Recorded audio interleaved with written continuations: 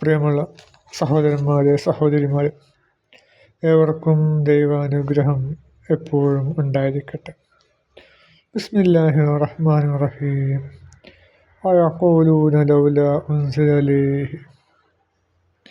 അവർ പറയുന്നു, അദ്ദേഹത്തിന്, അതായത് നബിക്ക്, പ്രവാചകന്, തൻ്റെ രക്ഷിതാവിങ്കിൽ നിന്നൊരു തെളിവ് നേരിട്ട് ഇറക്കി കൊടുക്കപ്പെടാത്തതെന്തുകൊണ്ട്? നബിയെ പറയുക, ദൃശ്യജ്ഞാനം അള്ളാഹുവിന് മാത്രമാകുന്നു. അതിനാൽ നിങ്ങൾ കാത്തിരിക്കൂ, തീർച്ചയായും ഞാനും നിങ്ങളോടൊപ്പം കാത്തിരിക്കുന്നവരുടെ കൂട്ടത്തിലാകുന്നു. ഇപ്പോൾ മക്കയിലെ ഖുറൈശികൾ പറഞ്ഞാണ്, ഇയാൾ നബിയാണെങ്കിൽ എന്തുകൊണ്ട് ദൃഷ്ടാന്തങ്ങളില്ലാത്തത്? ജൂതന്മാർ പറഞ്ഞ് പഠിപ്പിച്ചതാണ്. അറിയില്ല, ഇവിടെ മൂസാ നബിക്ക് വടിയൊക്കെ ഉണ്ടല്ലോ, അവരെ തൗറാത്ത് കയ്യിലുണ്ടല്ലോ. അപ്പോൾ അവർ മൂസായ്ക്ക് വടിയും മറ്റു പല ദൃഷ്ടാന്തങ്ങളും ഒക്കെ ഉണ്ടല്ലോ. 9 ദൃഷ്ടാന്തങ്ങൾ മൂസാ നബി കാണിച്ചു കൊടുത്തു. അതൊന്നും പ്രവാചകൻ അങ്ങനെ ഇല്ലായിരുന്നല്ലോ. അങ്ങനെ പ്രത്യേകിച്ചൊരു ദൃഷ്ടാന്തമൊന്നും പ്രവാചകനില്ലായിരുന്നു. ഉള്ളൊരു ദൃഷ്ടാന്തം എന്താണ്? ചന്ദ്രനെ കാണിച്ചു കൊടുത്തതാണ്. പിന്നെ അത് ഖുർആൻ അവർ അത്ര വിശ്വസിച്ചിട്ടില്ല. കാരണം ഖുർആൻ ഇപ്പോൾ അദ്ദേഹം ഇവിടുന്ന് കട്ട് കേട്ട് വരികയാണെന്ന് അവർ വിശ്വസിച്ചു. പിന്നെ മിറാജ് യാത്ര, അതും സ്വപ്നമാണെന്ന് അവർ പറഞ്ഞു.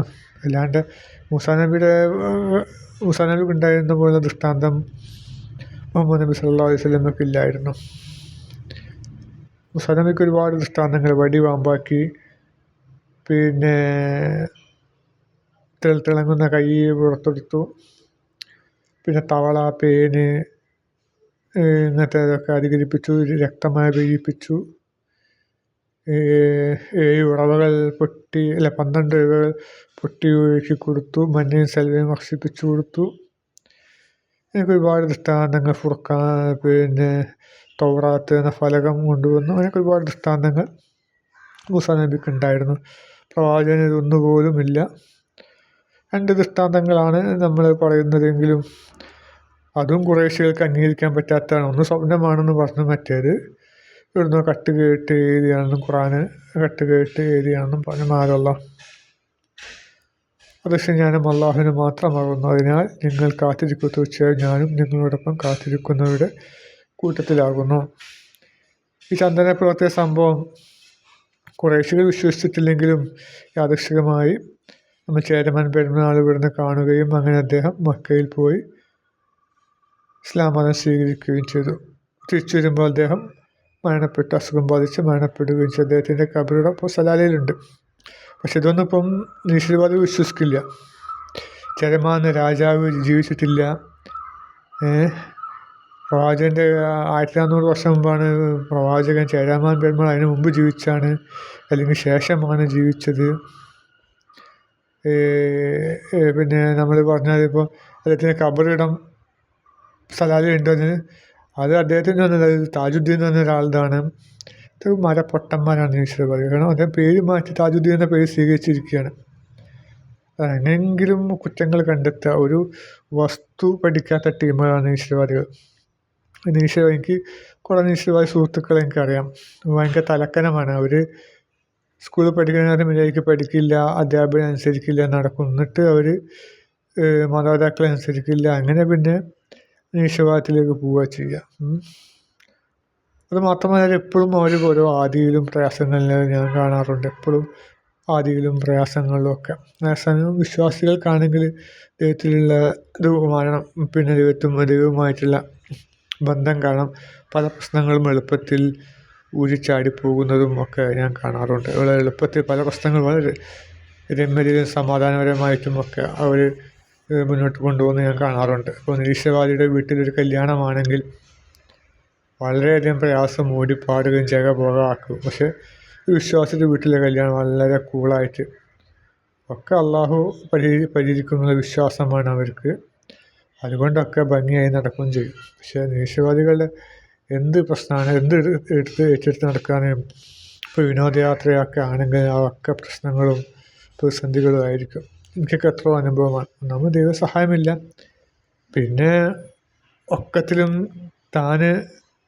തൻ്റെ കുഴപ്പം കൊണ്ടാണെന്നുള്ള ചിന്തയിലും അതിൻ്റെ ടെൻഷനിലും ഒക്കെ ആയിട്ട് അവർക്ക് മുന്നോട്ടുള്ള കാര്യങ്ങൾ ഇതിലേക്ക് നീക്കാൻ കഴിയാതെ വരും. അതുപോലെ തന്നെ ആരെങ്കിലും ഒരാൾക്ക് എന്തെങ്കിലുമൊക്കെ പ്രശ്നം വന്നു കഴിഞ്ഞാൽ അത് വല്ലാതെ ഫയർ ചെയ്യും. നീ അത് എന്നോട് കൊണ്ടുവരാൻ പറഞ്ഞില്ലേ, അത് ഞാൻ എത്തിക്കണം, അങ്ങനെ എങ്ങനെയെന്ന് പറഞ്ഞ് വല്ലാതെ ഫയർ ചെയ്യും. പക്ഷെ വിശ്വാസികൾ അങ്ങനെ ഫയർ ചെയ്യില്ല, കാരണം ദൈവം വിധിച്ചിട്ടില്ല.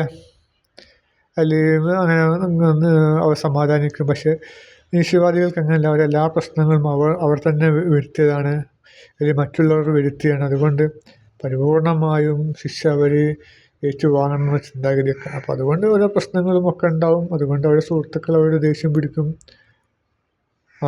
അതുകൊണ്ട് തന്നെ പിന്നെ അവരുമായിട്ട് അകൽച്ച പാലിക്കും. ഒക്കെ പ്രശ്നം തന്നെ, പ്രശ്നത്തിൻ്റെ മുകളിൽ പ്രശ്നമായിട്ട് വരും. ഞാൻ പറഞ്ഞു വരുന്നത്, ഈ നിരീശ്വരവാദികൾ 5 പൈസയ്ക്ക് വീടില്ലാത്ത ടീമുകളാണ്. ഒരു വസ്തു ശരിക്കും പഠിക്കുകയില്ല, എന്നിട്ട് വെറുതെ തർക്കിക്കാൻ വരും. അവനാ വലിയ വീടുള്ളവനെന്ന് പറഞ്ഞിട്ട് തർക്കിക്കാൻ വരും. അപ്പോൾ അതിന് അവർക്ക് എന്ത് ദൃഷ്ടാന്തമുണ്ടെങ്കിലും ആ നിരീശ്വരവാദികൾ ഒരിക്കലും വിശ്വസിക്കില്ല.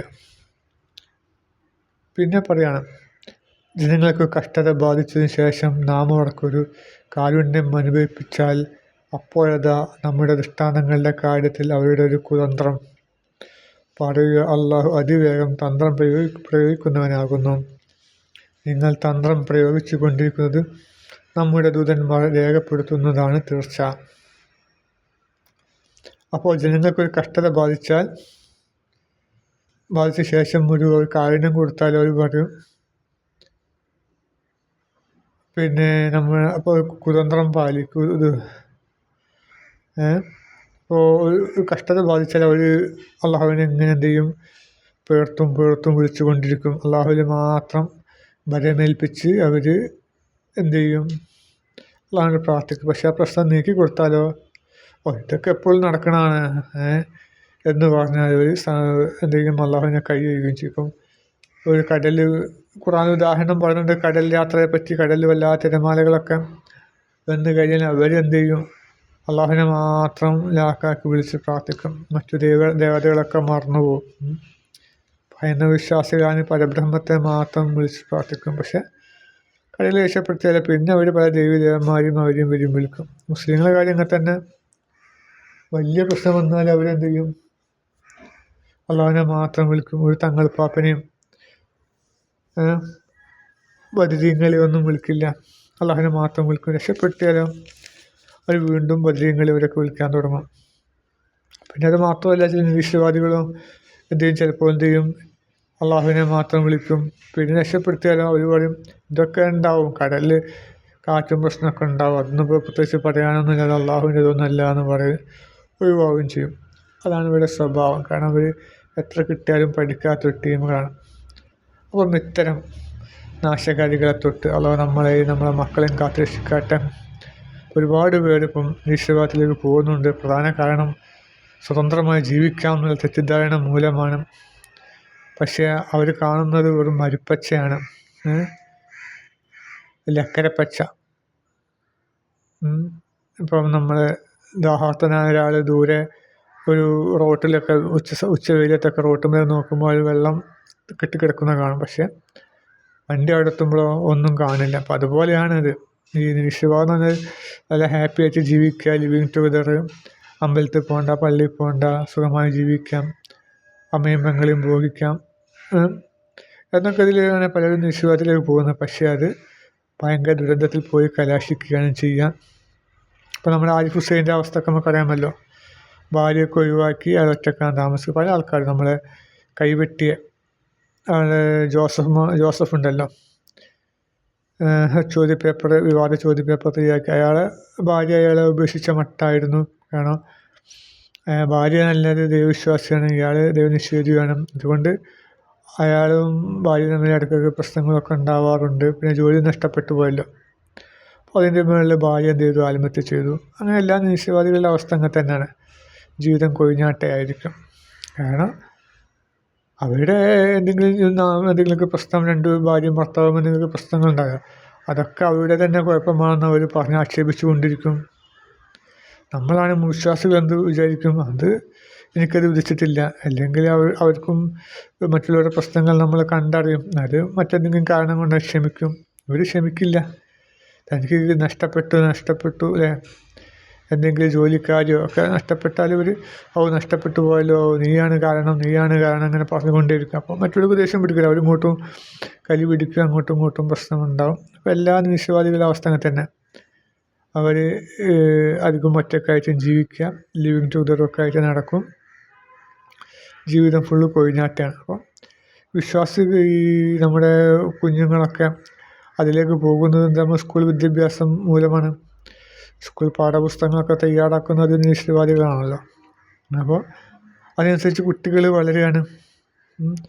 അധികം നോവൽ എഴുത്തുകാരും പല നായകന്മാരെയും ചിത്രീകരിക്കുന്നത് ദൈവവിശ്വാസിയല്ലാത്ത ഒരു നായകനെയാണ് അവർ ചിത്രീകരിക്കുക. ഇപ്പം എന്ന് നിൻ്റെ മോദിയെന്ന സിനിമയുണ്ടല്ലോ, നായകന് നിരീശ്വരവാദിയാണ്.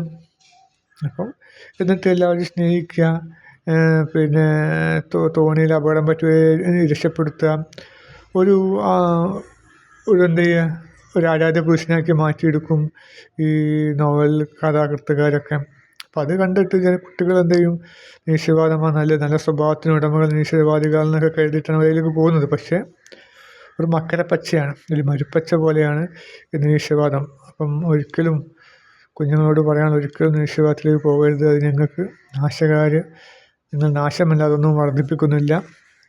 അത്തരം നിരീശ്വരവാദികളുടെ ആക്രമണം തൊട്ട് അള്ളാഹു നമ്മെ കാത്തുരക്ഷിക്കട്ടെ. നമ്മളെ കുടുംബവും മക്കളും ഒക്കെ ഏകദൈവ വിശ്വാസത്തിലേക്ക് തിരിച്ചു വരാൻ അള്ളാഹു തൗഫീഖ് നൽകുമാറാകട്ടെ. ആമീൻ.